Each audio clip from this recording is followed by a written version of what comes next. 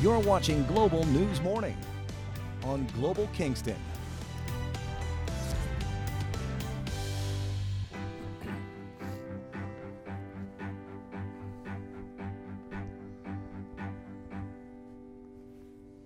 Thanks for joining us here on Global News Morning. It is Wednesday, and on Wednesdays we like to sit and talk with Matt about real estate issues throughout the region. And early September means August stats have been released for Kingston. And break it down for us. How are things looking? Is our trend carrying on? Yeah, it's continuing. You know, we're looking at that low listings. You know, a little bit less sales, but they're still continuing, and the median price is up. You know, we're continuing with that trend where you know, there's stuff that's still expiring, but you know, and which means that that doesn't mean that everybody's just buying anything that's on the market.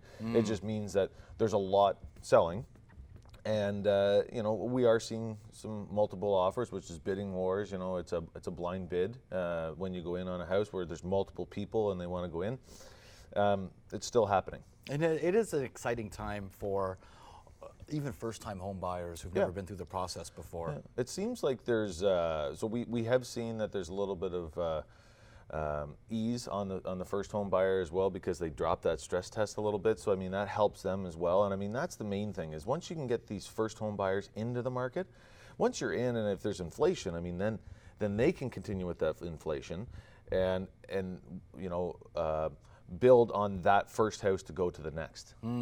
That's the main thing. Well, let's take a look at the first set of numbers here regarding August stats, and we're looking at the amount that were sold here in August in comparison to last year. Yeah, so this is what we're seeing. It's down 9%, so 313 sales compared to last year in August to 344. Is that down because the listings are down as well? Right. Well, this is not the sky is falling. Don't worry about it being down almost 10% in sales. This has to do with listings. When you start seeing, you have to kind of judge the whole picture, and it's, you know, when you start to see if there was an average price start to slow down, then you start to indicate that the market's shifting. Well, that's not the case here with the amounts of these homes being sold for, because we're looking at median sales. It looks like it jumped 9% in 1 year. 9% in 1 year. So when we did these, we were looking at these last month, and we did that kind of 3-year span. It looks like it's an 8, 8, and 8. This month it's up 9%, but you know, and we've seen a couple 7%. I think we're going to average about 8% again at the end of this year. 2019, the median sale was 365. Last year, the median sale was 335, and what we're doing there is basically, it's like the median means take the top 5% out and the bottom 5% out, because there's going to be those odd ones that really throw an average price off. Take those out, and that is the bulk of what you're seeing. Is 9% a little above what other regions are dealing with? Not talking about Toronto or Montreal or Vancouver.